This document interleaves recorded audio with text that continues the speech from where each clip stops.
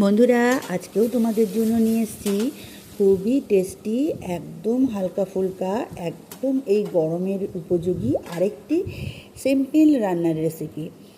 এই রান্নাটা হয়তো সকলেই জানো, আর যারা জানো না শুধুমাত্র তাদের জন্য। হ্যাঁ, ঠিক ধরেছ, কুমড়ো ভাজা বা কুমড়োর ছক্কা। ছক্কা ঠিক বলা যায় না, ছক্কা করতে গেলে আলু টালু দিতে হয়।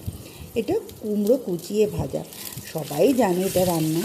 তবুও আমি ভাবলাম যারা জানে না বা যারা নতুন রাঁধুনি তাদের জন্য এটা আমি প্রেজেন্ট করি। তো প্রথমে অল্প একটু, মানে 1 টেবিল চামচ সর্ষের তেল আমি নিয়েছি।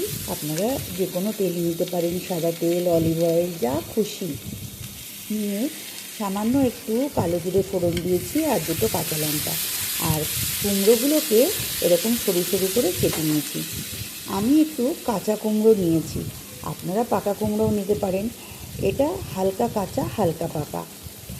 যাই হোক, একটু লবণ দিয়ে দিলাম, দিয়ে একটু হলুদ দিয়ে দিচ্ছি, কিচ্ছু না, একটু নুন, হলুদ, কালো জিরে আর কাঁচা লঙ্কা দিয়ে খুব সিম্পলভাবে একটু ভাজা ভাজা করব। তো একটু নেড়ে চেড়ে মিশিয়ে দিলাম, মিশিয়ে এবার আমি একটু ঢাকা দিয়ে দেবো কিছুক্ষণের জন্য, যাতে কুমড়োটা ঝট করে একটু নরম হয়ে যায়। এই রেসিপিটা আপনারা রুটি, পরোটা, ডাল ভাতের সঙ্গেও খুব সুন্দরভাবে খেতে পারবেন। রুটি দিয়ে, পরোটা দিয়েও খুব ভালো খাওয়া যায়। আর যদি মনে করেন শুধু কুমড়ো খাবেন না, আপনারা এর সঙ্গে আলুও অ্যাড করতে পারেন। তবে আমি এখানে শুধু কুমড়োটা রান্না করছি। কুমড়োটা ঢাকা দিয়ে দিয়ে নরম করে করে রান্না করছি, একটু গ্যাসটা কমিয়ে কমিয়ে, কারণ এখন গ্যাসের যা ক্রাইসিস, তো সেই জন্যই ঢাকা দিয়েই রান্না করলে রান্নাটা তাড়াতাড়ি হবে, সেই জন্য এইভাবেই রান্না করছি।